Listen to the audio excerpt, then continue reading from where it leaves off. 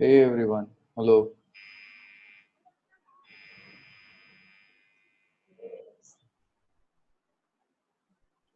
good morning. Today is our first class. Before we start, some instructions as we progress through the course. When we join on Zoom, I'll appreciate like if everyone can mute their microphones because whenever we join for the class, it appears as if there's a lot of interfering noise from all the microphones. Okay. So basically, instead of creating a noise for the others, we can mute our microphones. Okay, so that'll help the class progress in the correct speed, right? Cool. Yeah. So we met yesterday, right? I am Arkesh. I've been taking the lectures for the previous batch, and I'll be conducting the lectures for your batch as well, right? And like I told you yesterday, try to be as sincere as you can because this is quite an intensive course.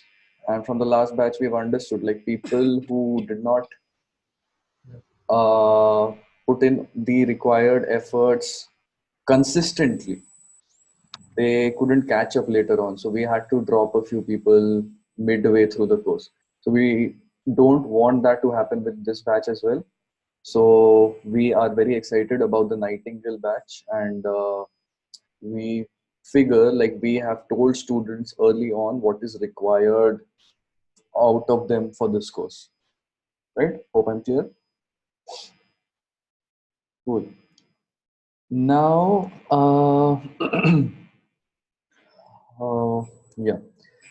So I believe you have already followed some instructions that will allow you to set up a Git repository.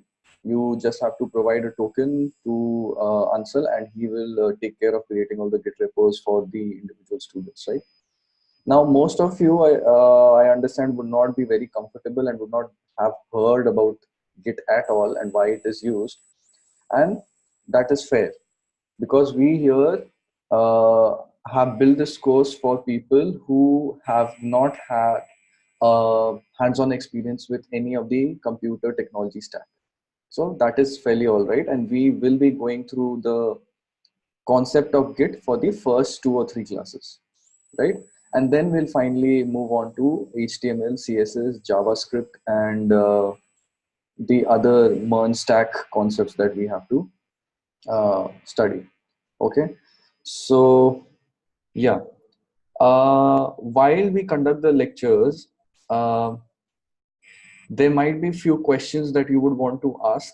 Okay, most of the times if it is during that I have a concept going on, you can drop that question in the chat box that you have here.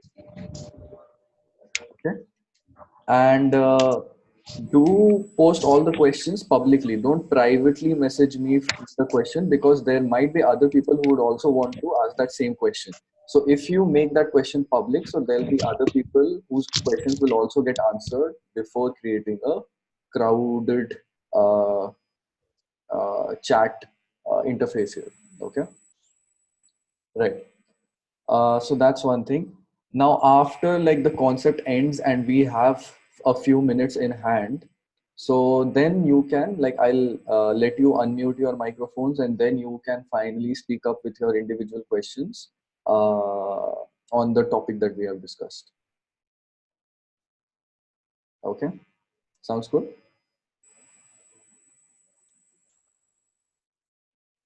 Yeah.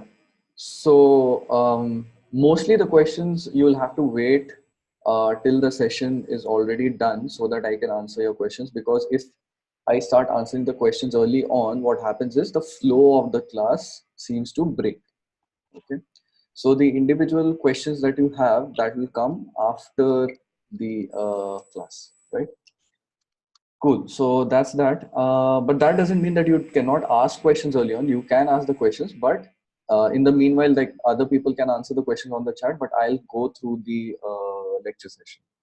Okay. Okay.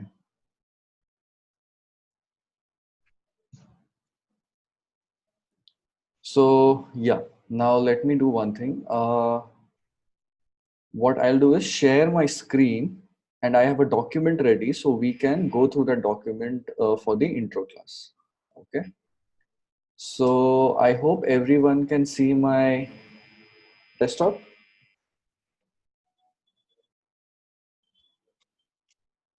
Okay,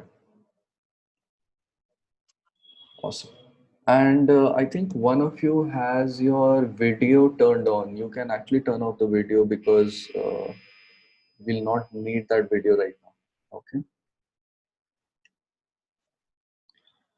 right. So basically, this I'll start off with how Ateneo works. Okay, so basically, Ateneo started off to solve the problem in the education domain, wherein most of the people want to become engineers, but after becoming an engineer, they realize they are not industry ready. That was the whole purpose of becoming an engineer. And I have been an engineer, most of my team is an engineer, and they understand that when you step inside an industry, you are still not ready.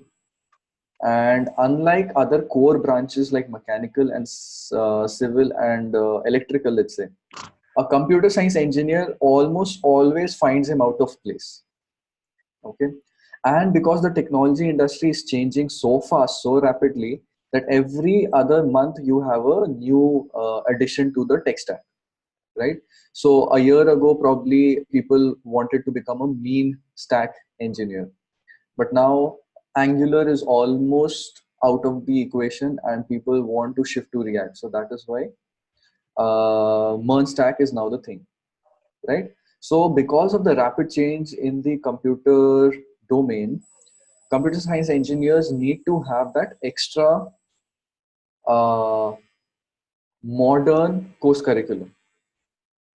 Okay. And that is where the traditional education system, they are not capable to change their course repo as and when it is required, right? So a team like Ateneo, we come in and we try to solve that problem to the best that our capabilities allow.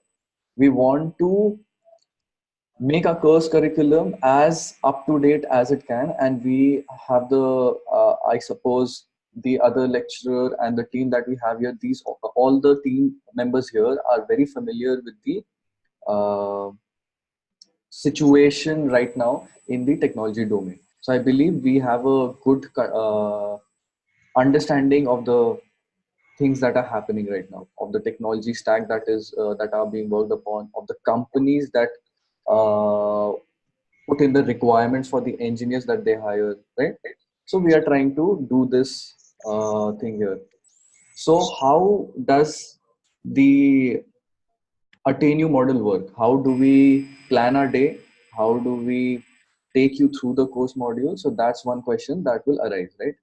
So yesterday, I told you you would be receiving your calendar invites for these sessions, right?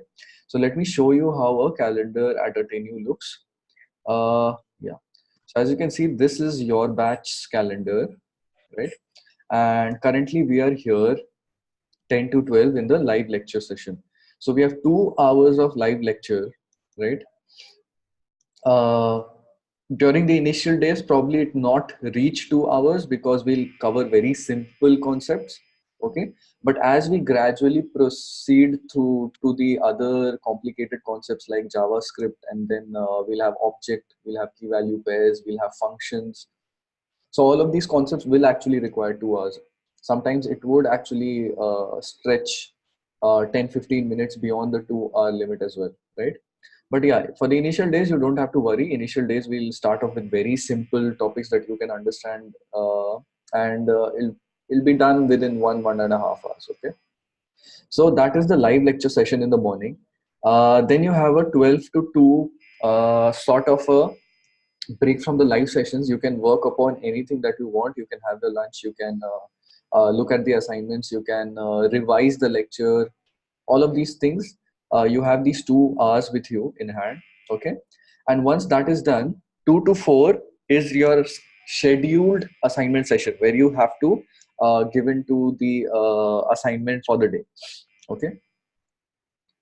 Uh, so the assignment is not necessarily that you will receive every day. Sometimes what happens is one assignment can stretch out for 2 or 3 days. Okay. So therein what will happen is today's assignment will be the same assignment that will be worked upon tomorrow. Got it?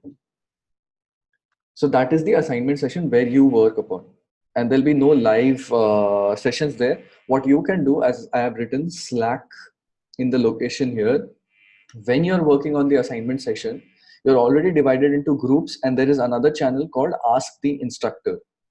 So if you face any doubts during the assignments, these Slack channels could then be used for clearing your doubts. So post your questions there. Okay. Let me give you the Slack channel rundown as well. So as you can see, all of you have been added to groups here, right? So this group 03, group 04, wherever you are, this has your team members and the mentor and us. Okay. So post your questions directly on the Ask Mentor channel that you have. Okay. Group channels are not meant to basically post doubts, but instead group channels are meant for general discussion apart from the doubts. Is it clear? You have two Slack channels to yourselves, right? A group 05 and the Ask Mentor 05, right? So if you want to specifically ask doubts, which mostly your mentor would answer because your team members would also be new. So this Ask Mentor channel would be the place you should look at. Okay. And if you want to have a discussion that is not related to your mentor or anything, but just a group discussion, then use the group chat for it. And if these two do not help, finally you have the Ask the Instructor channel.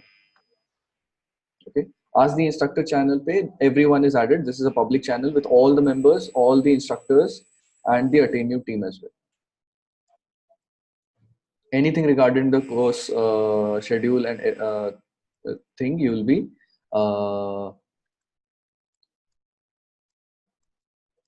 getting information here. So right now Naresh is asking which group I am. Okay. So Naresh, as you can go to your Slack, okay, and check which group you are in. As far as I understand, let me just check the database that we have created for you. It's very easy to go to your Slack channel. Open your Slack, look at the left side of the sidebar, and then you'll have one of these groups. I have all the groups because I've been added to all the groups. Okay. You will only have two of these groups. If you are in group 10, let's say, then you'll be in Ask Mentor 10 and group 10.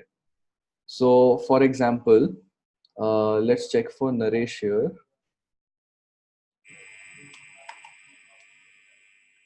So Naresh should be in group 5 as far as I understand. So let's check the members. Yeah, so Naresh, you can see you are added to the group Ask Mentor 5 and group 5. Got it? Yeah. Cool. So that's clear, I suppose.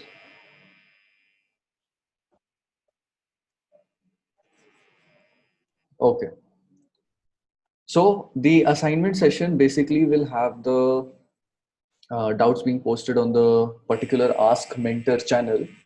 And then finally, after your assignment session ends, from 4 to 4:45 is basically your coding challenge solution. But right now, for the first week, we've not scheduled any coding challenge sessions, as you can see, right? So I'll come back to that. Then you have the assignment solution.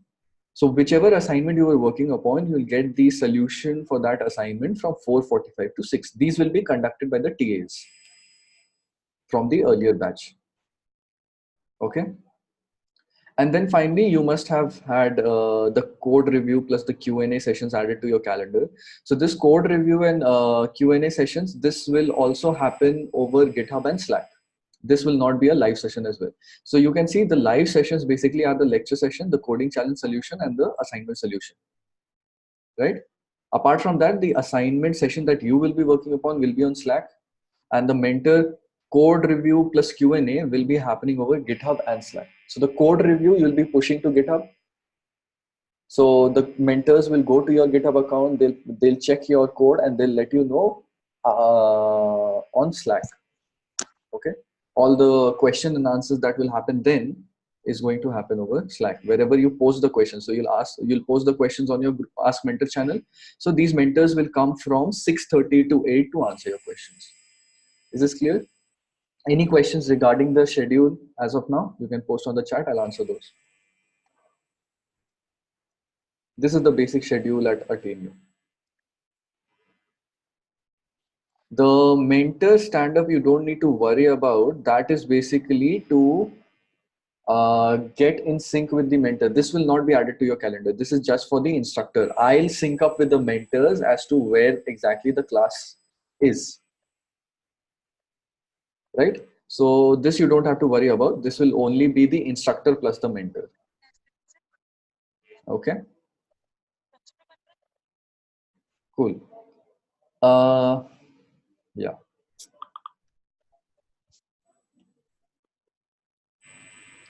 Right. Now let's go to the second week. From second week onwards, you see there's this additional 9 to 10 coding challenge session. Okay. So for the first week, we'll not have any coding challenge session. So that is why your class starts from 10 a.m. But yeah, moving from next week, 9 to 10, I'll actually post a question at 9. Okay. This will be, I'll post it on the coding challenge channel on Slack. So you have a coding challenge channel here as well, right? This is a public channel wherein everyone has been added. Okay, so I'll post at 9 sharp the coding challenge question here, and you have 1 hour to work on your solutions and then push it to GitHub. Okay, once your coding challenge solution is on GitHub, it will be reviewed by the mentor later on. You'll get the solution by the TA, and then finally we'll call you out if you were having a problem. If you were not able to do the coding challenge, we'll call out your names after the review is done. So the mentors would tag you and tell you that this is the problem with your solution. Got it? Similarly, for the assignments, whoever will be missing the assignments, or there will be a problem that the mentor finally finds out in his review session, he'll tag you in the assignment discussion forum. Fair enough? And for the attendance bit, if somebody is missing on the attendance bit and he's not filling the form for that particular day, we'll be calling you out on the attendance channel. All right, great. So link for today's attendance, as I can see, some people are already asking for the attendance link. Don't worry about that. It's not like whenever we start the class, straightforward, I'll share the attendance link at that point of time. I'll share that link with you every day during the session, somewhere around 15-20 minutes after the session starts, or maybe probably like the session ends, whenever it seems nice that we have finished the topic. Okay, cool. So you have an understanding of all the Slack channels now. You have an understanding of the calendar now. You're already on Zoom, so I do not need to explain anything about Zoom. It's just that you have to click the link and join the session on Zoom, right? So these things are done. Now the next thing is, how do you push your code to GitHub? That will be the next thing that you should be asking me. Okay. So if this part is clear, your schedule is clear, I'll run through the entire course syllabus for you. Okay, and then we'll finally touch back on how GitHub works. Fair enough? Okay, so a day at Ateneo is now clear since I've shown you the calendar. Okay, now what are we doing here at Ateneo? We're creating full stack developers, right? For now, the education system that we have understood doesn't work, is mostly worse for computer science engineers, right? So why start with something else when we realize the biggest problem is for the IT domain, right? And for the IT domain, what can we do to help you? We can make you industry ready by teaching you a full stack development course. Okay, what is a full stack development course? So basically, when you work as an IT engineer, you could actually be working on the mobile software, Okay, you could be an iOS developer, you can be an Android developer, or you could be a React Native developer, something like that. Okay, or you could be building apps for iPad OS, things like that. But mobile OS is not something that we are worried about right now. We are worried about the web development part of it. Why web development? Because a mobile app can only work on a mobile operating system. Okay, and if you build a desktop level app, that will only work on either of the desktop software, that is a Mac OS, Linux OS, or Windows operating system, right? But a web development module will help you build apps that can be accessed by everyone, a mobile user and a desktop user, or he's on a laptop or he's on an iPad, because a browser and internet is available for all operating system. That is one of the core concepts of an operating system. You need to have a browser and you need to have an internet connectivity by which you are going to access websites, right? So web developers are have been like one of the most sought after roles 10 years ago, and even till date web developers are people who are still in demand, right? Mobile apps have been in play for the last, let's say, 3 4 5 years. When they have grown, Android developers have grown, Android has grown within the past 5 years as well. iOS developers have been in demand within the last 5 years or so. But web developers have been there before them, and they are still up to date, one of the most sought after and one of the most well paid job profiles, right? Why? Simply because a web developer can build apps on the website which can be accessed by anyone over a mobile or from your laptop. So for example, this is a docs.google.com, which has been built by a Google team here. Okay. And this is a web app. This is not a mobile app or anything. They have a mobile version of it as well. But right now, what I'm working upon is a web app of the Google Docs. Okay. Similarly, this is a web app for GitHub, right? Similarly, this is a Google Calendar web app. All of these are websites basically. These are web apps created by web developers. Hope I'm making sense, right? So web developers are very important, and inside web development you can actually break it down into two parts broadly. Broadly saying, companies have a different front end team and a different back end team. So why do they break web developers down as a back end engineer and as a front end engineer? Because web development as such in itself requires a lot of expertise. Okay, as and when web development started to be explored, there were a lot of technology that needed to be learned, and logically speaking, it was difficult for one person to work as a back-end engineer and as a front-end engineer also, right? So how does a back-end and a front-end distinguish from each other? So basically, a backend refers to an engineer or the part wherein uh, the web app that you build, it takes data from the database, okay, and then it connects to the front end. It gives that data to the front end. Got it? So basically, all the data manipulation, all the calculation, and everything that happens, get fetching the data from the database and then throwing it to the front end is done by the backend engineer. Okay, and that data needs to be presented in a UI, needs to be presented in an interface that can be understood, right? So that part is taken care of by the front end engineer. Got it? So basically, if we take an example of, let's say, Facebook. Okay, so when we open Facebook homepage, there's a lot of news feed coming, right? So what does the backend engineer do at Facebook? A backend engineer broadly will have the work of uh, getting information about you. You are the Facebook user. He'll get the information about you stored in the database. He'll fetch that data, okay, club it into a structure that he can send to the front end engineer. Okay, so he'll query, let's say your name is Balaji. Okay, so Balaji logs into Facebook. There is a whole database for Balaji wherein his friends, who are his friends, he has 594 friends. Okay, then there'll be his status. Okay, wherein he'll be posting from the last 4 years. He has been posting status, so there'll be a history of that. Then there'll be photos of him, there'll be videos of him, there'll be other people tagging him, so there'll be a whole lot of data related to Balaji.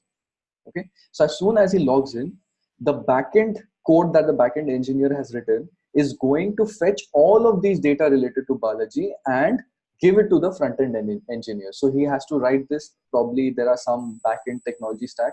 For us, that is going to be Express. Okay, Node plus Express. So the Node and Express code is going to fetch database from the fetch data from the database, and the database here is MongoDB, right? Then he gives this whole data, clubs it in, he calls it Balaji data something, and then he gives it to the front end engineer. And then what the front end engineer does is takes all of this data and finally puts it into the proper position on the website. Okay, so Siddharth feels I'm a little fast. I'll try to be a little slower here. Yeah. So once the backend engineer provides data to the front end engineer, the front end engineer then puts it on the website in the correct place. So the Facebook designers have said that the photos are going on the left hand bottom side. Okay. The status history is going to be on the right hand side. Things like that are in the design. So the front end engineer takes it up, all the photos, he clubs it in one place and shows it on the left hand side of the website. So all the positioning, all the interface, all the thing that you see on the website, that will be done by the front end engineer. All the data that is received, that'll be done by the back end engineer. As simple as that, right? And when you club these two, okay, the front end and the back end, we call that a full stack web development.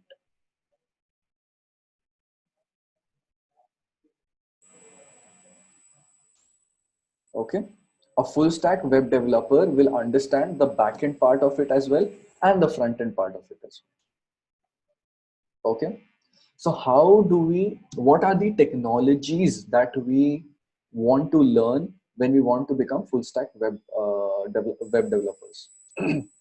So we use the MERN stack here. A stack is basically the list of technologies that interrelate to give you a full stack website. Okay, so MERN stack basically stands for M is MongoDB, E is Express, R is React, and N is for Node.js. Okay, so all of these will be learned one by one. Let's talk about MongoDB. So I told you I've uttered this word database multiple number of times. What is a database? Database is where every data that you receive on the website is stored. Okay, that is the storage. So MongoDB of late is one of the most popular database technologies that we have. So for us, the database that we're using is MongoDB, right? M for MongoDB. Then we have Express. E is for Express and N is for Node. Okay, so Express and Node work together for the backend. Node is the platform on which you can run backend on JavaScript. So Node is the platform, and Express is a framework which is built on top of Node to create web apps. Okay, and R stands for React. React is the front end technology. Okay, so if I have to write this down, M is MongoDB. Okay, MongoDB is basically our database. Okay, DB is still there in the MongoDB name, so this is fairly clear. Okay, then N is for Node. Okay, Node is the backend platform, or you can call it runtime. Okay, this is a better word. The backend runtime. Okay, uh, Express runs on top of this. Okay, this is a framework built on top of Node. right? And then finally we have React for the front end. R is for React. This is the front end technology. Okay. Now, what is a framework? Yeah. So let's come to that. So basically, first we should start from languages. Okay.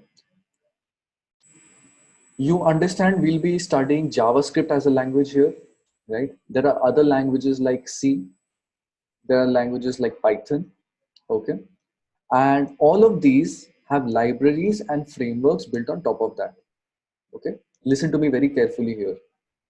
So JavaScript is a language, Python is a language, C is a language. Now there are libraries built for JavaScript, there are libraries built for Python, there are libraries built for C. And then there are frameworks built for JavaScript, there are frameworks built for C and Python. Okay. What is a library? So basically when you have a language, there'll be some sort of code that is repetitively used by a large number of users. Okay. So it makes sense to club all of that code and call it a library. Okay. So for example, in JavaScript, there'll be a number of cases when you will be wanting to use the date functionality, convert something like 26th June into something like 2606. Okay, this conversion is very often required. So there is a library called Moment.js. Okay, so let's open that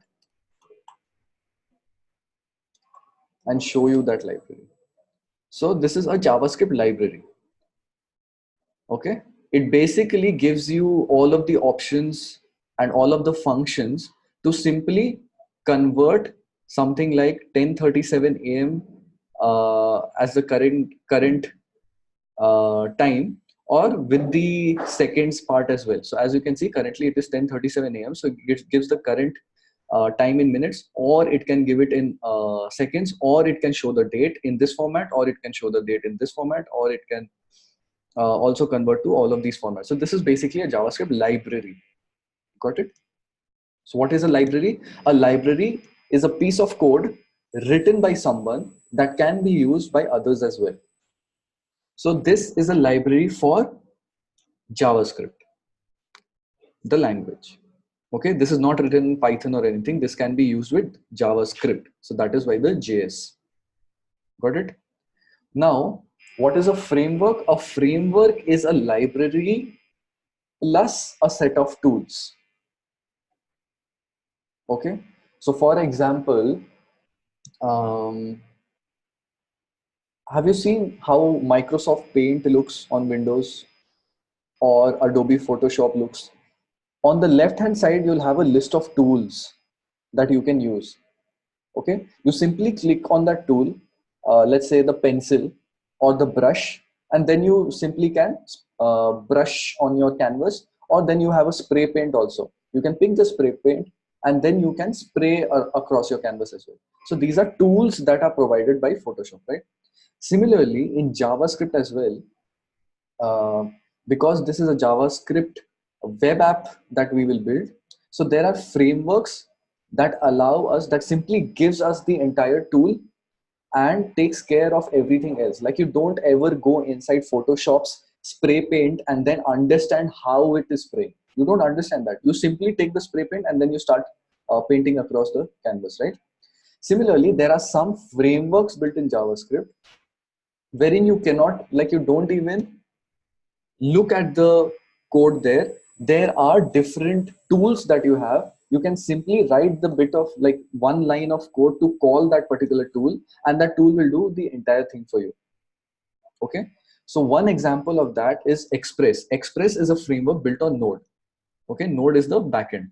Now if you had to write something on Node directly, for example, you have to, on when I visit this website, okay, this is a web app. When I visit this website, yeah, I'm just explaining the framework part, I'm not yet done, so follow with me. When I enter a website, there are a lot of requests that are being handled by the server. the server address, the user session, who is logged in. So if I open this, like if you try to open this particular website, it will not get opened. Why? Because you're not authenticated. So there's this part of authentication also that happens, and that only happens when you log in with the correct credentials. Currently, only I can access this particular document, you cannot, right? So when this particular website is opened, you understand that there are a lot of processes that are happening that you don't even see. Okay, and even as developers, you would not want to go inside the details of the server and the client relationship, right? So all these complications can be done away if you use a framework. So the difference between Node and Express is that all the code that we write in Express, okay, I'm going too fast again, Siddhant, it seems like I'll have to slow down quite a bit, right? Okay. When we write a bit of code in Node, which is our backend, all these complications that is there, you will have to take care of the authentication, the HTTP request, the status code, and a lot more things. As we progress with the course, you'll understand. So inside Node, you'll have to write about 500 lines of code taking care of all the authentication and taking care of all the complications that are very straightforward. Okay, so what Express does is, Express is a framework built on top of Node. Okay, it is not just a library but a framework. Why framework? Because a library will simply give you functions, okay, but a framework will give you some tools that you can install and simply write something like app.get, pass the website name, and then you're done. One line of code taking care of all the requests and responses. So that is a framework. Okay, sometimes people confuse libraries and frameworks because both have some functionalities written in them in JavaScript language. But then yeah, don't worry about that. We'll understand in details how exactly, what exactly is a library and what exactly is a framework. Okay, and these are JavaScript libraries. Basically all these are built on top of JavaScript. React is a JavaScript library, Express is a JavaScript framework, Node is a JavaScript library, and MongoDB also uses database storage keys which are in the form of JavaScript objects. So we'll come to that, don't worry about that. There are frameworks for building web apps through Python as well. So does any of you understand or has worked upon any other framework? Like I remember one of you was telling me they have worked on the mean stack. Okay, Django, yeah, correct. So Karthik has worked on Angular. So basically, as Bhavesh says, Django is a framework that is built on Python. It does the same thing as Express does, but Express uses JavaScript, Django uses Python. Okay, people have worked on React, people have used Flask as well. Nice, very nice. And these someone has worked on MeanStack as well. Zanul has worked on MeanStack. So MeanStack basically just replace the R with an A, and that is Angular. A stands for Angular. So Angular is again a JavaScript library for the front end. But as soon as React came in, React overtrumped the in popularity Angular. Angular is developed by Google. React is developed by Facebook, right? So all of these information will slowly understand as we proceed through the course. So don't worry about that. Okay? We are going to start with normal HTML. We are going to proceed with CSS. We are then going to see how Node.js works. And then finally, we'll use the Express framework with MongoDB. And after this module is completed, then we'll finally move on to React. So all of these things step by step in the 6 months of course that we have. Okay. So yeah, starting off with HTML, CSS, and JavaScript as your first submodule. Okay, this you have to understand HTML, CSS, and JavaScript for all these libraries to be understood, because all of these use JavaScript, and the HTML and CSS bit of it you have to understand. Why? Because the front end is to be written in HTML. Like all of these finally convert their code to HTML. Will I teach design too? Yeah, there is a 2-day lecture that you will have on design. Okay.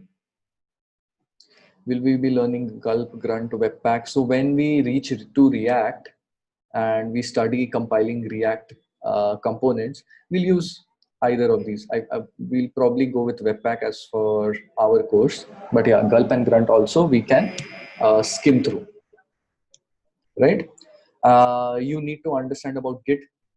Git is basically the first thing. I'll just move this to the top, because unless you understand the Git version control system, you'll not be able to push your codes. So we'll first go through Git, and then we'll start with the HTML part.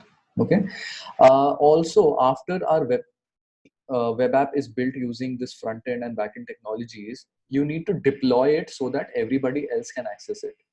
Okay, so the deployment takes place over AWS/Heroku. So we'll also understand Heroku because it is simpler for beginners like us.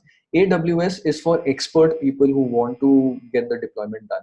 So we'll not study AWS as such. We'll simply study Heroku. Okay. Then we have some computer theory that we need to go through. These are important because of the aptitude test that the recruiters will be having with you. Most of the people want to see how good you are with programs on arrays, strings, trees, sorting an array, searching in an array. All of these things will come under data structures and algorithms. This is one of the most important part. And the additional supporting theories of operating systems, computer architectures, how does computer networking work. This is a separate module altogether that we will do. Okay. So the first bit is covered mostly in the shallow dive, the first 5 weeks of your course. This bit is covered in the second 5 weeks of your course. Okay. And finally, after this, you will also study a bit of Python to implement data structures and algos. Okay, that is there. You'll have a React deep dive front end also, right? And finally, when every bit of this syllabus is covered for you, you will have your career services for the recruitment part. You will have tips from our team how to uh, be how to carry yourself in an interview, basically how to improve your communication, how to improve your body language, how to explain your resume, how to explain your GitHub profile, all of these things to the recruiter. Okay, so these will be the career services for the last 2 weeks. Okay, any questions?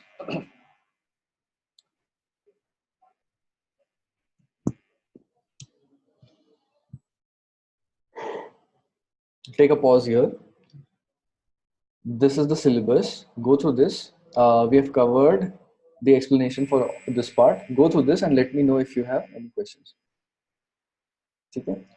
And for the people who are asking questions, I'll take 5 minutes now to answer your questions as much as I can. Will I teach data structures in deep? Yeah, I will go into the details of data structures when we reach that module. Okay, no need to worry about that. CMS, we'll see. CMS, I think will not get time because as it is very intensive. But I'll try to include it if we have time. Okay, but anyway, we can take that up offline as well. It's not a big thing. Okay, Zanul seems to have a Heroku instance running as well. That's nice. I think 4 or 5 weeks into the course, all of us will be required. Once we start the project after the 4 or 5 weeks of our course, all of you will have to have a Heroku instance. Okay, so that's nice of Zanul. Concepts of oops, yeah, we'll cover the concept of object-oriented programming also in this. So I think we have a variety of students here, some who are not familiar with computer science tech, some who already have a bit of experience. Yeah, but we'll have to be very patient with everyone here. Like our course structure is designed for people who have not had any experience in computer science. So people who do have, you will have to be patient with the others as well. All right.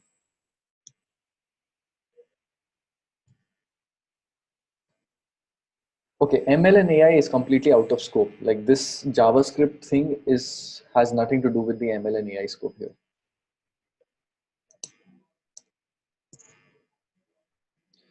Classes for Java and C.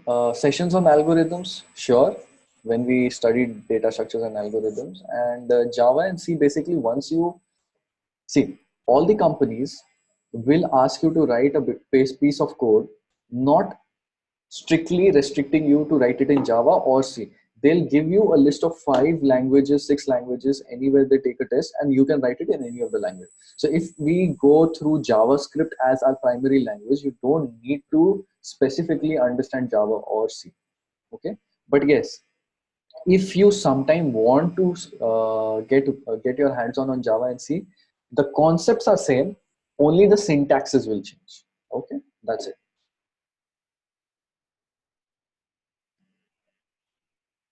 I understood what library is, but not framework. Okay, so for now, Siddhant, you don't need to worry about libraries and framework as such because we have not started with any of the libraries, and that is why you'll feel out of place. Wait for us to reach a place wherein we start with JavaScript and we start with Node.js, and then you will finally understand what is the difference between library and framework. So currently, don't stress too much. Currently, you can just understand JavaScript pieces of code which are used very often, they are compiled into libraries or frameworks. A framework is a larger library. It has a set of libraries within it, okay, for different functionalities. JavaScript and Java are not similar at all. Java is a different language, JavaScript is a different language. Basically, how did they get the same name? I'll give you a bit of information here. So at one point of time, Java grew as a programming language. This was during the 1990, uh, yeah, like 1999, 2000, something like that. Java was growing in popularity, and then the browsers that we had at that point of time, we only had Internet Explorer and Netscape. So Netscape wanted to develop a language for the browser that looked like Java.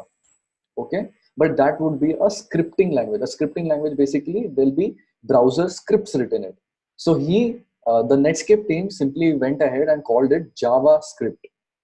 Okay, he simply took the name from Java and called it JavaScript. So that is why it came to be called JavaScript. But as such, Java and JavaScript are different languages. Java is a full-fledged programming language, and JavaScript is a browser specific scripting language. Okay.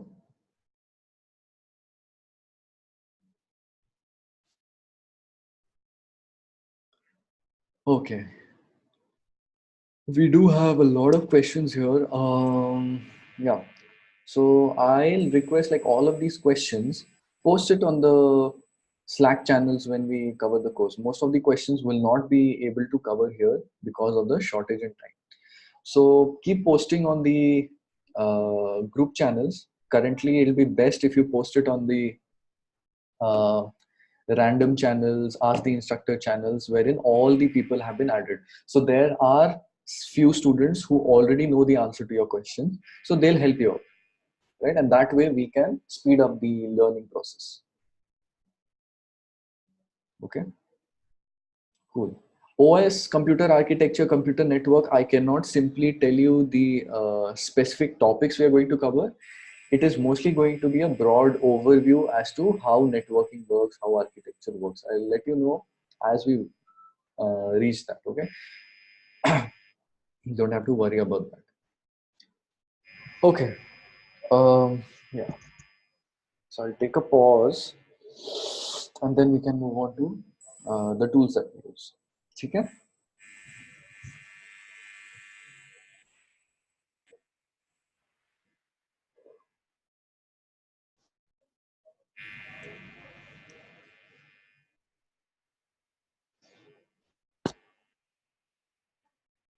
Right.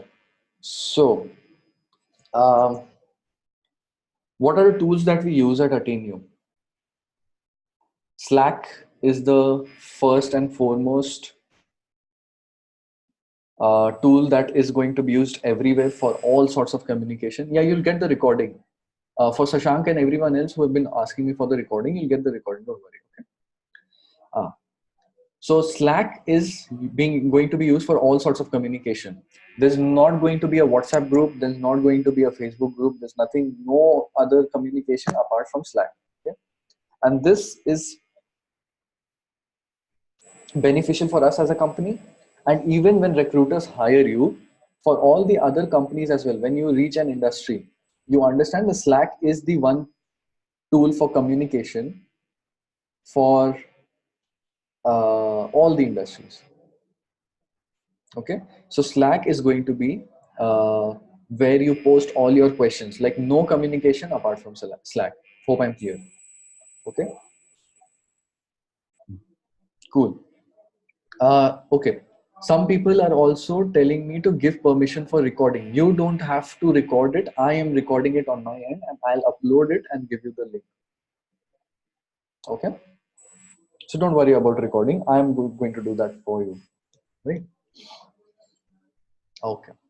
Cool. Google Calendar for the course schedule. This also, we've run through this. You have an idea. You've received all the invites. So all the updates for the schedule will be done on the calendar. You'll receive an invite for that. Okay. So let's say if you, sometime during the project, you have some extra sessions that you need to do. Or let's say on Saturday, we decide to have an extra class. So everything will be updated on the Google Calendar. You don't have to specifically uh, message me on Slack asking me for the information. It will be there on the Google Calendar. All right. Yeah. And about Slack, one more thing. Since we have all the channels in place, don't personally message anyone. Okay. Not even me, not your group members. Don't personally message them, because that way your query is going to be answered last. Okay. You're not going to get priority because it was done individually. People who are pinging on the group have 4 to 5 different members on the group who can look at the questions. So that way it works very fast and very quick to resolve your doubts. Understood? So don't personal message anyone. Like, that is not something that we encourage. All the information should be in your group. And as it is that you will have to work in groups sooner or later, whenever you work in a company, it's not like you'll be sitting on a different chair altogether, doing your own job and not interacting with your team. Teamwork is very important, and from day one we expect you to have this quality of teamwork ingrained. Ask questions on the group channels, ask questions on the public channels. Okay. Somu has been saying that he's not added to any group. I'll have a look uh, into that after this class. Okay. I'm completely new to this. Will I be able to pull this off? Yeah. So as I've said, I'll repeat this again. People who do not have any experience will also be able to pull this entire course off as long as you are sincere enough to put in the efforts. Our course structure is designed in a manner that you will be able to understand everything as long as you do the assignments, you do the coding challenges. Everything will be easy for you. Okay, not easy, but everything will be designed in a way that you can pull it off as long as you put in the efforts. So don't worry about that. How's the work divided? Currently, the work is not divided because we're not having the projects. When the projects come along, then the work will be divided. Currently, you will have individual assignments to be done, individual Git repos where you'll show your assignments. So currently, in the group, it is just for asking and answering questions, having discussions, solving your doubts, exploring something more outside the course. Okay, something like that. But your work basically will be assessed from the assignments and coding challenges, which are an individual activity, individual uh, GitHub repos. Okay. Now, after the Google Calendar, Zoom is something that you have been using for the live sessions. Okay. Recorded sessions will be available after class, where on Google Drive, I'll be uploading these sessions and I'll be providing the links to you. Okay. Cool. Now, VS Code is our IDE. What is an IDE? IDE stands for Integrated Development Environment. Why do we call it Integrated Development Environment? It has a code editor with some other set of tools. Okay. So you must have used Notepad. And Notepad simply lets you type, and it does not have any other formatting or anything, right? But when you code in a programming language, you need to have some additional tools where you can code on. Okay, so I'll open up VS Code. So this is how it looks like. Okay, so you can code in JavaScript, you can code in Python here, and it basically highlights the whatever you have written in proper format. Okay, I'll show you a JS code here if I have one.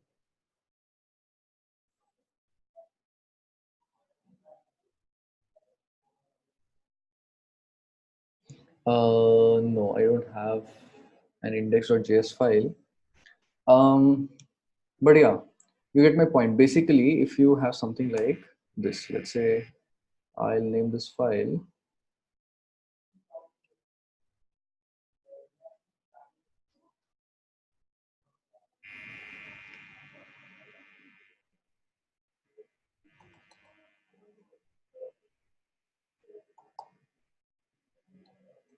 Just a second.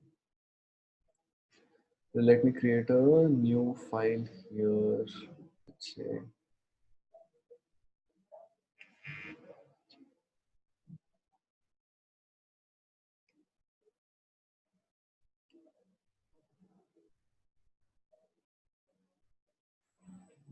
on my desktop. Save.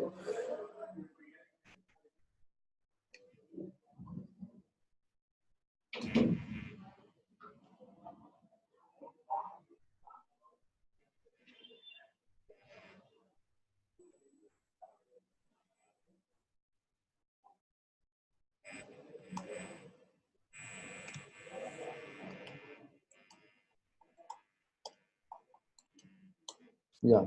So as you can see now,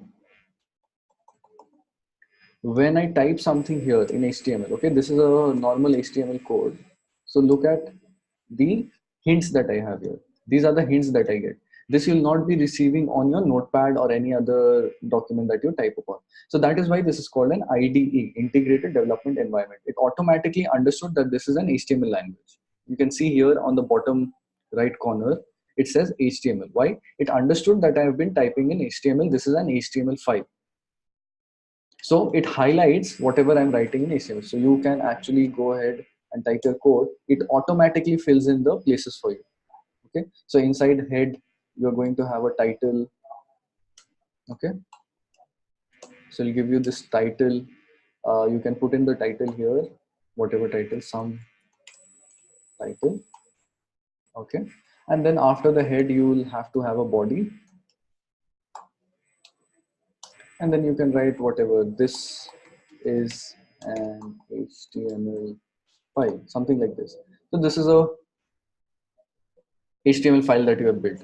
So writing in VS Code will save you a lot of time. Got it? So that is why we are going to use an integrated development environment, and there are a lot of tools that you can use. Okay. So yeah, Eclipse is an IDE, Brackets is an IDE, Atom is an IDE. A lot of people have different choices. Okay. Now, personally, I also have used Atom. I have used Eclipse. I have used Brackets. All of these I've used. NetBeans also I've used, right? But for this particular course, I will suggest and recommend using Visual Studio Code. Okay, and this is not for nothing. We have realized that of late, amongst the free tools, Visual Studio Code is one of the best. It is on par with the paid tools, basically IntelliJ and uh, what's it called? Uh, WebStorm from IntelliJ itself. Okay, WebStorm is one of the good ones, but it is paid. And for this module, we don't want paid versions. We don't want you to shell out money. And we have realized that Visual Studio Code has all the features that WebStorm has. It's almost as good as WebStorm. Okay. So if this is the best and this is free, why not use Visual Studio Code? Okay.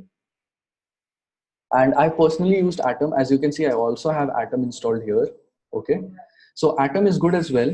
But then there are some modules and there are some extensions that we would be using that are not available for Atom. Okay, Bracket is also good, but Bracket, again, there are some extensions that are not available for Bracket. So that is why I personally recommend, if all of us can simply use Visual Studio Code, right? Even like in the previous batch, people had been using Atom initially, but then they realized that Visual Studio Code is like much easier to use and much faster for development. Okay, so Visual Studio Code is free and you can download it if you Google VS Code. This is available from Microsoft. This is a Microsoft software, so don't, it is going to be good. Like, you can rest assured, this is not a small company, this is a big company. So you can simply go to their website and you'll have this option: download for Mac or download for Windows or download for Linux. Whichever operating system you have, it is available for download from there, right? So yeah, that's about Visual Studio Code. GitHub, basically this setup, though you've already completed, you've given your token, so you'll receive information about that by the end of the day today. So don't worry about that. And CodePen. So let's talk about what CodePen is. For our initial days, let me open up codepen.io. We are going to look at some examples on CodePen itself. So I'll suggest all of you go and create an account for yourself. Okay, I already have an account. I'll show you how CodePen works. So basically, it is a website which gives you this HTML, CSS, and JavaScript editors online. You don't have to type it out in different files on VS Code. This is an online IDE. Yeah, right. This is an online IDE wherein you can type online. So for the initial few days, I would simply go ahead and show you some examples here itself. Okay, so I can start writing something like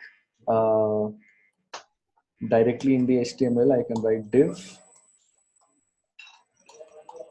and inside the, let's have a heading. So how do we give a heading in HTML? So don't worry about, we'll have the HTML class for you again, but I'll just give a heading.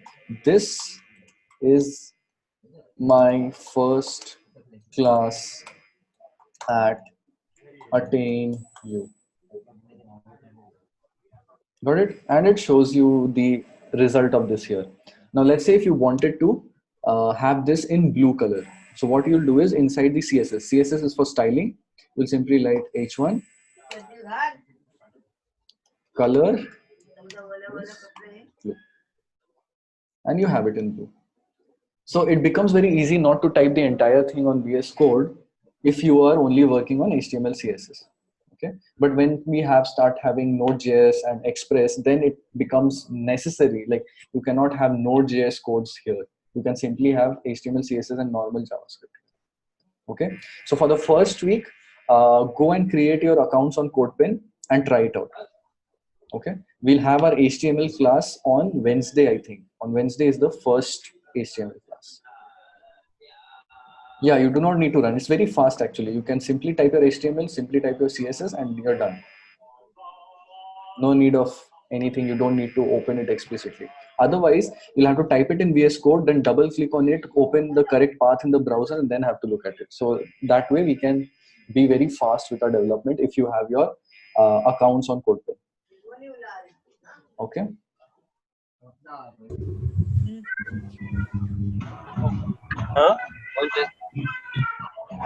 Tiffin అయింది, భోజనం late ఇంకా వండేదో ఉండేది ఇప్పుడు బెంగళూరు ఇక్కడ ఏమో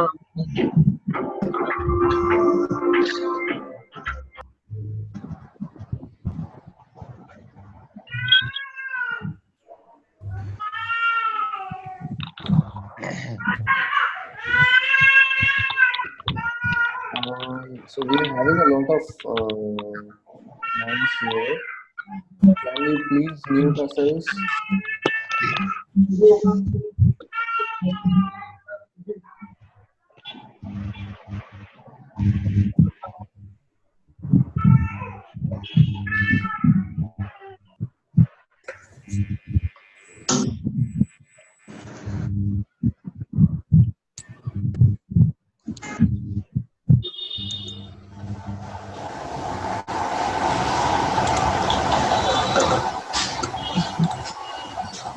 think the Zoom meeting is behaving a little weirdly today.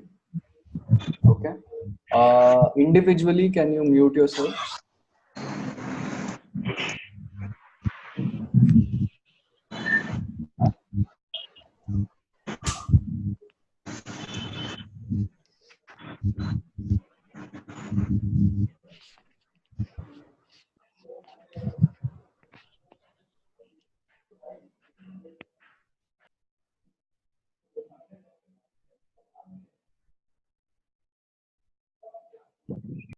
Okay, now can everyone hear me? Okay, great. Awesome. So yeah, so this is CodePen. Uh, Today, I think it'll hardly take you 5-10 minutes. Just go and create a CodePen account. Okay, and you can look at some pre-made examples, or you can type in something and try out CodePen for yourself. All right. Cool. So that's about CodePen. Now let's come back to, okay, we don't have the assignments and these things here. Okay. Yeah. For the tools and for the all other things, I'm almost done. Um, do you have any questions as such? Then I'll show you a bit of the command line that we are going to use. How do we use? No? Okay. Ubuntu part, let me come to that. Okay. Yeah. So,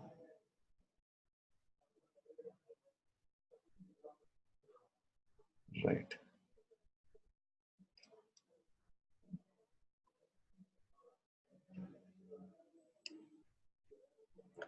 Okay.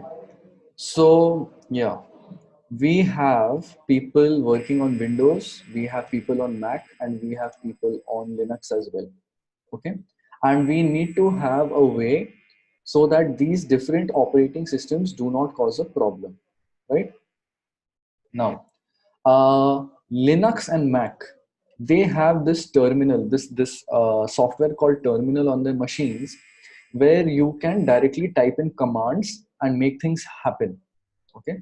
So basically, as developers, all the things that we do through UI, we are expected to know all of these things through the command line as well. Okay, like most of it, the most common ones. Okay, and the Linux and the Mac UI, the Mac operating system, is built on a architecture called Unix. Okay, and that is where the Linux name comes from. Linux actually comes from the name called Unix. Okay, and the Mac operating system is also built on the Unix-like environment. Okay, and on Unix-like environments, you can run commands like cd, you have ls, you have mkdir. These are some commands that we will study right now. Okay. So what about the people who are on Windows? So people on Windows actually have different set of commands because their terminal, they do not have a terminal, they have a command prompt. Okay. And a command prompt on Windows is not built on Unix.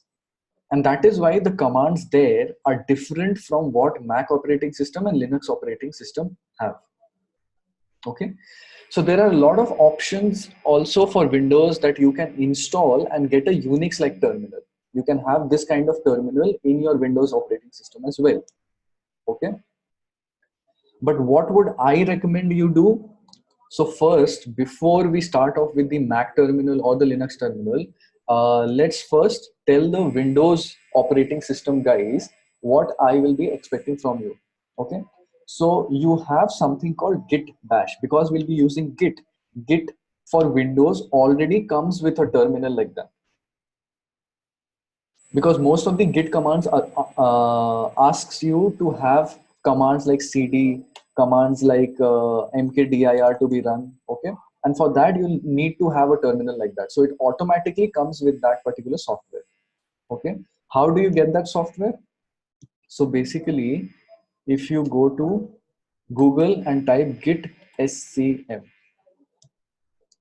okay, and you'll find this here, right? Downloads for Mac OS X, downloads for Windows, downloads for Linux. So Linux and Mac people do not need to do anything because their terminal as itself is capable of doing whatever is required in this course. But yeah, for Windows people, you need to click on the Windows icon and it'll say your download is starting. So currently I do not have Windows, so I'll cancel this download here. Okay. But yeah, you will have to download your git bash. This is called a git bash. Okay. And once you have installed this, I'll show you how it looks.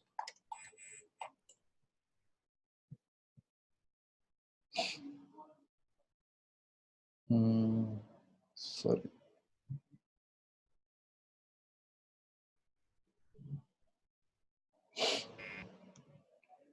Yeah. So once you install it, you'll have a terminal called git bash. We'll call it git bash.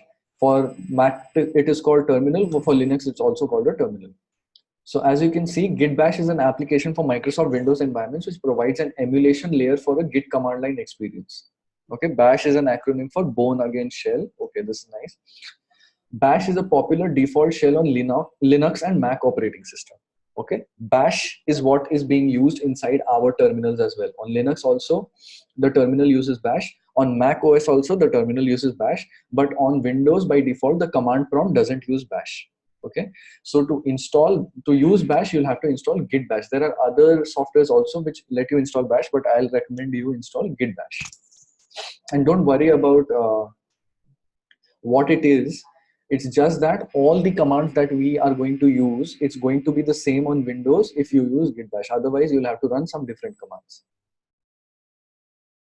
Okay, cool. How to install Git Bash? So Git Bash comes included as part of Git for Windows package, which we had downloaded here. This is Git for Windows. Okay, Git for Windows downloads. So download and install Git for Windows like other Windows applications. One downloaded, find the included exe file and open to execute Git Bash. Clear? It's as simple as just installing an exe file on Windows. Just let the default options be. Don't change anything. Just click on next, next, next, and it'll take you to the Git Bash terminal when it is installed. Okay. How to navigate to folders. So there are these commands. So ls we talked about, cd we talked about. I'm going to show you some demonstrations with that. There's other cat, and when we finally use GitHub, we'll have these commands: git clone, git commit, git checkout, git push, all of these things. Okay, cool. Now, once you install Git Bash on Windows, I'll show you what commands you can run. So here I am on my terminal. Okay. So the first command let's study about is cd. Does anyone know what cd stands for? I'm pretty sure like people here would have worked upon this. Yeah. cd stands for change directory. Okay. This is the actual full form of cd. Okay. So cd stands for change directory. The command you cannot write change directory. Command me you'll also always have to write cd. What is a directory? A directory is nothing but a folder. Okay. So if I want to change directory, let's say I want to change directory to this particular folder. I can drag it here. This is the path of that directory. And I can simply press enter. I'll be inside this directory. Got it? Any problems? No, right? Cool. Now, let's say you are in your home. I'll go back to my home. So how do you go back to your home? You can use cd and this particular sign, tilde. This is called a tilde, which is on top of your tab key. So if you type cd and tilde and press enter, you'll be back in your home directory. This is basically your home directory.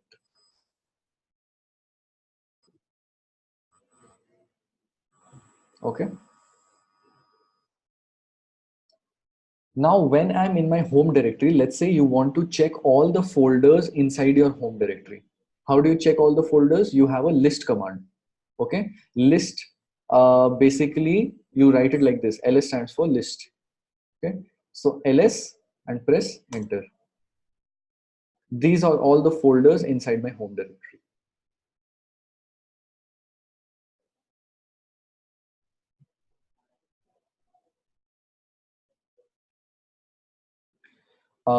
Shall I show you this on the UI as well so that you can understand? So when I open my this thing, this is my home directory, which is by my name Arkesh, right?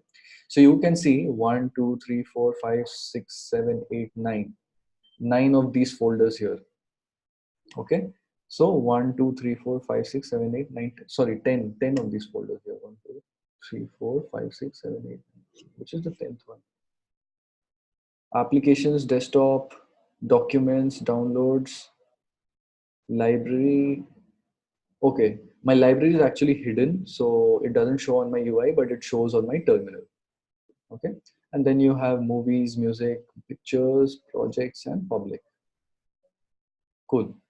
So ls basically shows you all the things that you have here. Now let's go inside the desktop directory. Okay, how will we do that? Cd. Okay, it is inside the current directory, so we can directly type desktop, press enter. So now I'm in my home/desktop. Now if I do ls, can anybody tell me what should appear on my terminal screen? Yeah, these two folders and this one file. Okay, it also lists the file. So it lists the two folders in red and the the file also. So when I press ls, you can see the output is Atom, FCPX, and view source HTML that I created. Cool. Understanding this?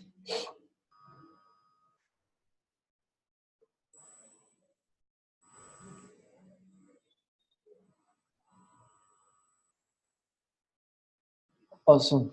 Now, if I want to go inside, let's say Atom, so I'll simply do cd Atom, change directory to Atom, and then press enter.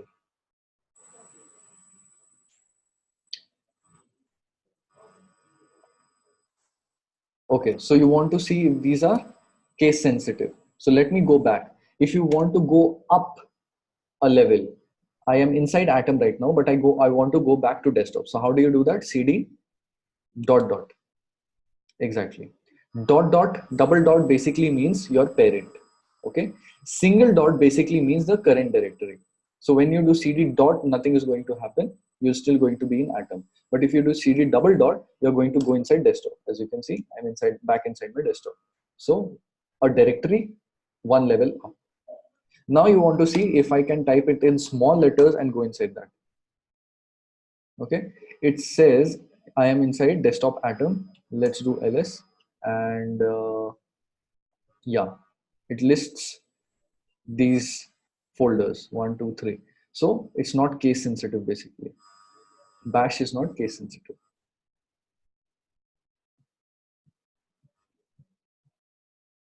Okay, fair enough. You're not getting all this in my head. You don't have to get all of these in your head. It is just traversing through a folder, Rashi. Okay, you open Atom here inside a folder. This you understand, this you do on Windows. Opening a folder inside terminal looks something like this with commands. So when you click on Atom, when you click on FCPX, all you do is run this command in the background. This is how it works on the terminal. It's something that you already do every day, but only through the mouse that you have. You don't run commands like this. But going forward, you'll need to know some basic commands that can achieve the same sort of behavior.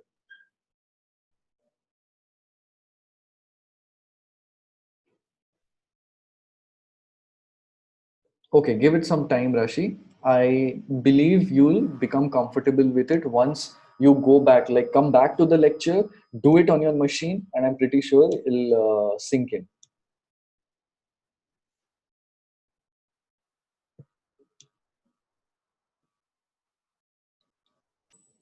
Yeah, don't worry. Okay, and there are group members who will help you out as well. Like there are some people who are answering very quickly, like they've already used the terminal before, so they'll help you out. Get help from them as well. Okay. Okay. Now, where were we? So CD and LS is clear for you, I think, right? CD is to change directory. Change directory, basically directory means a folder. Okay. So change your folder into something else. So currently, let's go back to home. So CD tilde will take you back to home. So I'm back in my home directory. Okay. Now, if I do ls again, this show me all the folders that are inside my home directory, right? Now, there's one more command like pwd. Pwd actually gives the path of wherever I am. Currently, you know I'm in home directory, but this home directory, where is it exactly located on my system? So pwd is the command that takes you to, that gives you the path of the directory you are in. Yeah, PW stands for path of working directory. So my working directory is my home, and the path for the working directory is /user/Rakesh.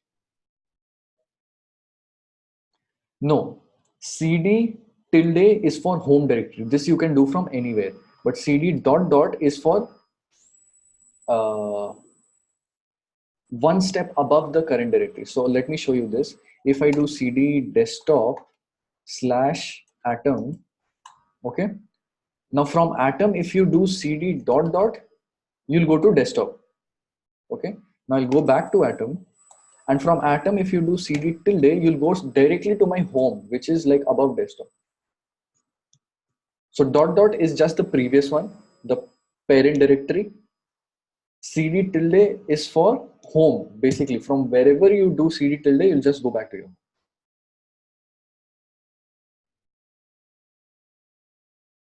Okay. Some people are asking, do I have to type the dollar for every command? No, the dollar is just basically a symbol for you to type the command. It is on the terminal itself. I don't have to type the dollar. It is just there for me to signify that I have to type the command there. Okay. You just have to type this command. Probably for git bash, you don't have a dollar sign. You'll have a different sign, I think. And you can even change that sign in some of your settings. So don't worry about that.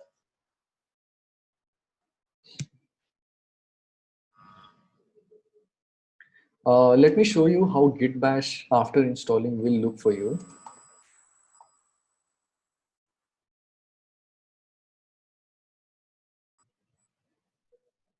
Okay, so this is how a git bash looks. It is similar to a terminal on Mac OS. This is a Windows git bash. Uh, uh, it's something like a black screen again with some of the commands that you can run. So you can see he's done cd dot dot, then cd my app, then cd dot dot slash dot dot, right? So he's done the cd command, then he's done the ls command, ls to list all the files here.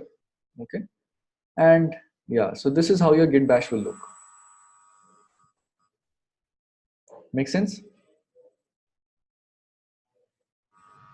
Cool.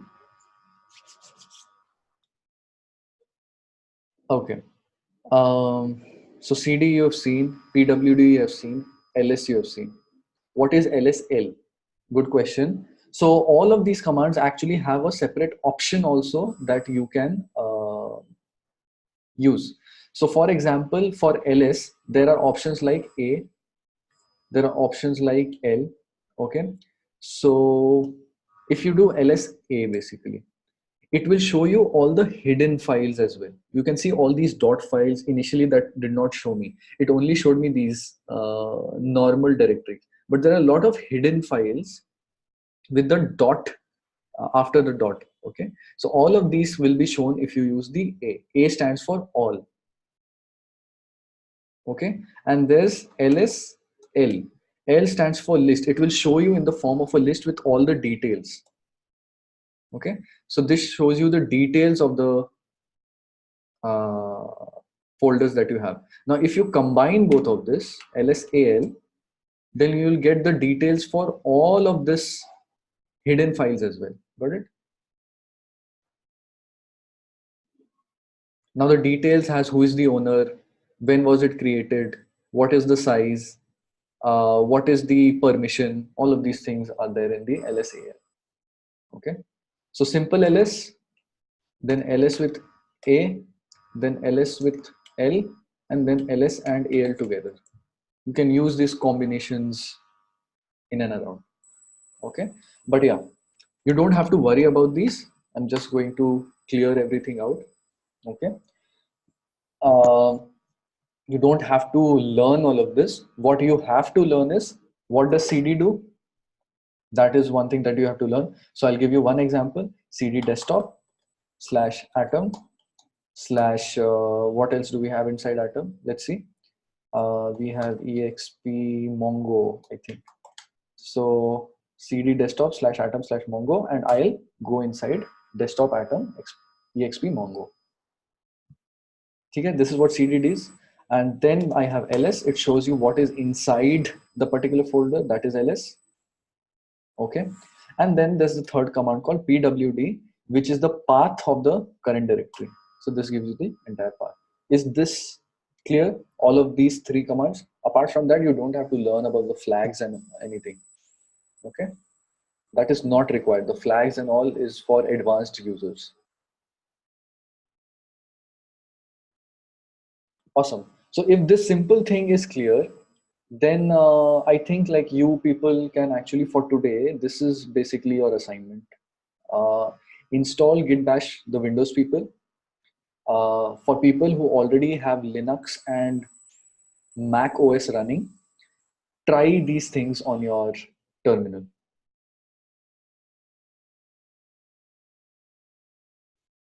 Yeah. Okay. Now one last, yeah, as Anul says, one last command that you need to, I think, know, which would be good for you. What if you wanted to create a new directory? So there's a command called make directory, mkdir. Okay, so I'll create a new directory on my desktop. So let's go back to our desktop. So I'll do cd dot dot slash dot dot. I'm back on my desktop. Okay, and then I'll do mkdir and the directory name. So I'll give this in capital letters for now. This will be new underscore folder. This should be created on my desktop. So have an eye out what will happen here. So as you can see, I can get a new folder here. Make sense? Does anyone want me to repeat that? How I created a new folder? This is an empty folder, as you can see. There's nothing inside this. You want me to repeat this? Okay. So I'll delete this. Okay. Move to trash. And what do you want me to call this new directory? A new name. Let's call this attain you. Yeah, good idea. Let's call this make directory attain you in capital letters. Once I press enter, you'll see a new folder being created here. Currently, I only have two folders in this. Okay, make directory attain you. So as you can see, I get a new folder here. Now this is empty, basically. An empty folder is being created. As simple as that.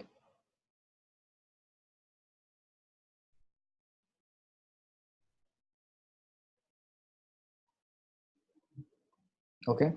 And what if you wanted to remove the directory from the command line itself? Yeah. rm. Okay, sorry. rm is for files. Remove directory. rm is for remove. dir is for directory. So as you can see, it went to my trash. Okay. So mkdir for a new directory, and rmdir for removing that whatever directory you've created.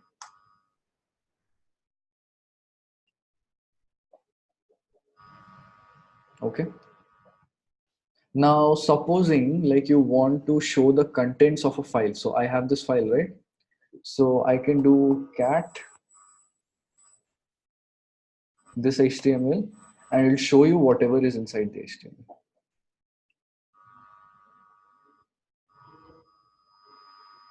Okay. So what does cat do? It displays the contents of a file. So this is what you get.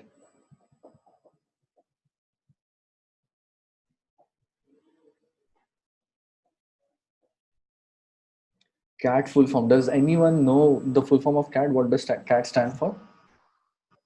People who have worked on uh, the Git Bash and terminals.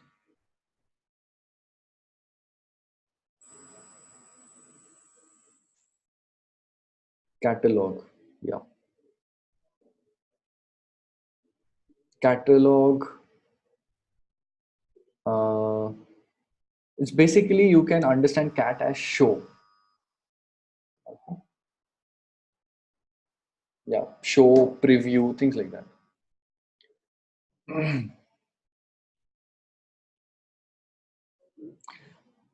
Repeat cat. Okay. So let's say I create a new file here.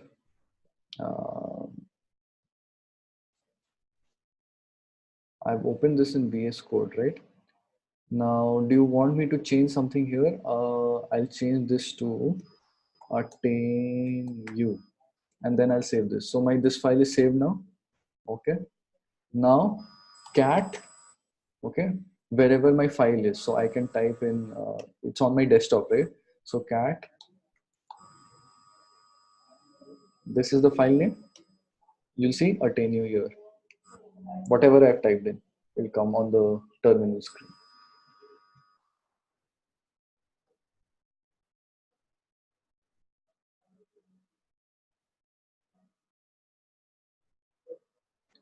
How are you able to type file name so fast? So, okay. I did not type the file name fast. Okay. On Mac and Linux terminals, you have this feature wherein if you type half of the name and then you press tab, it will automatically search which file it will complete, auto-complete basically. And then you can press enter. So don't worry about the shortcuts and stuff. Most of the things you will learn uh, as and when you proceed with the course. Okay. Yeah. So all of these you can do in Windows once you install Git Bash. Git Bash may there'll be an autocomplete. All of these things will be available in Git Bash. On command prompt, most of these things will not work. Most of the commands that we have seen here will not work.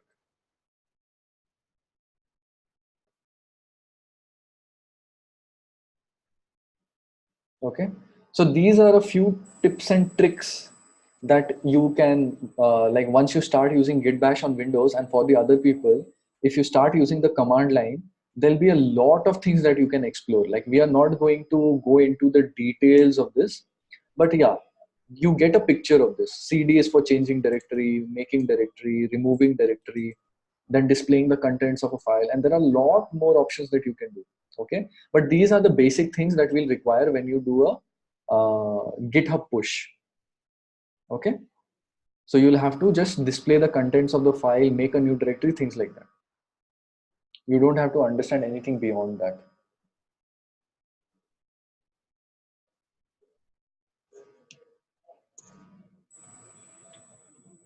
Awesome. So I think I can wrap up the class for today. Let's not complicate any things any further. I think that will be it for today. So let me on Slack post what you have to do. Okay, for today's time that you have.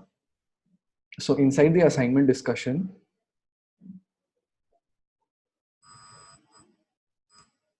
uh,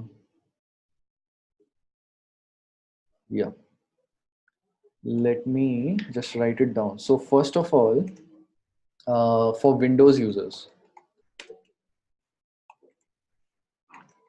install git bash. I'll paste the link as well. Okay. So where was the link that I showed you for the git bash installation?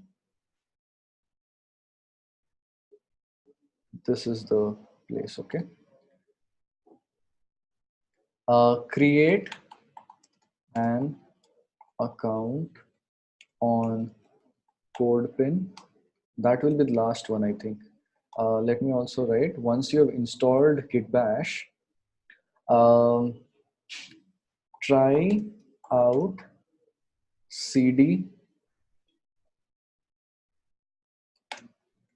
mkdir rmdir pwd and cat commands. Fair enough. Do you want to add something more to this, or this is, I think this should be it, right?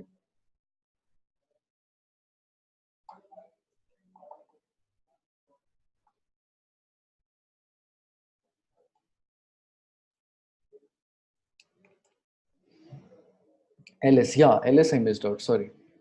Let's also have ls to the list. VS Code, you can install, but that's not very important right now because we'll be using CodePen. So let's leave VS Code out of the equation and install it probably 3-4 days down the line after we are comfortable with CodePen. Okay. So yeah, Windows people, install Git Bash. Then for the Mac users and Linux users, you can simply try out these commands on your terminal. And finally, people who have not created a code account on CodePen, they can install a code. They can create an account on CodePen. Okay, and from tomorrow, we can simply go ahead with the GitHub process, the Git commands on the terminal, which will be an extension to the second point. And from day after tomorrow, which is on Thursday, we'll start writing codes on CodePen. Simple. So this is for tomorrow that we'll start continuation from here. And once you have the account on CodePen, we'll start writing HTML on Thursday.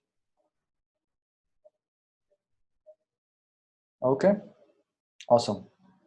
And yeah, apart from that, uh, feel free to drop questions on your groups, on your mentor channels, ask mentor channels. People have already asked questions. Okay. Uh, we'll have ask the instructor channels for anything you want to ask me or your entire batch personally. And for the attendance, I'm going to share you a link on the Zoom channels whenever we have a discussion. Okay. I'll not share it on the Slack channel. So currently you are inside the Zoom chat. So what I'll do is I'll just simply take the link from here and paste it inside the Zoom chat. So can everyone see the link now on their Zoom chat? Yeah. So you can click on this link and start filling the attendance. Okay, okay. Don't, so a lot of people are saying yes, and the link is going up. So I'll post it again. Yeah, this is the latest one. Yeah. Please click on the link and start filling your attendance here. Okay.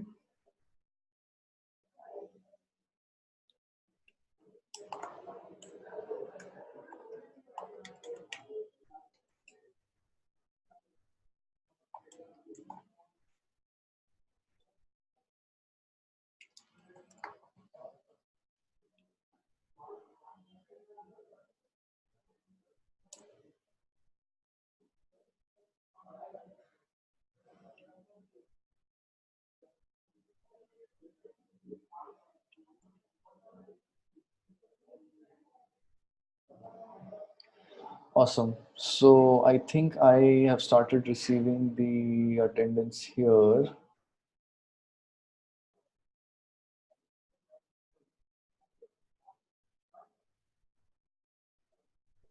Yeah.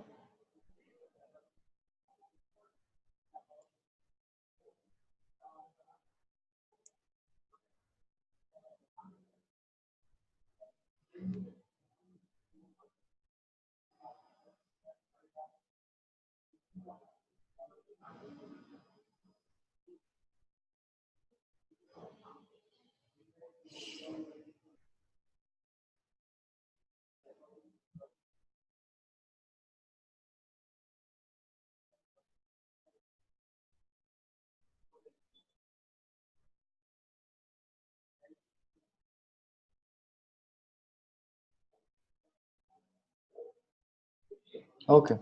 So I think that's about it. People who are still filling in uh, can continue. Uh, I yeah. So I'm going to stop the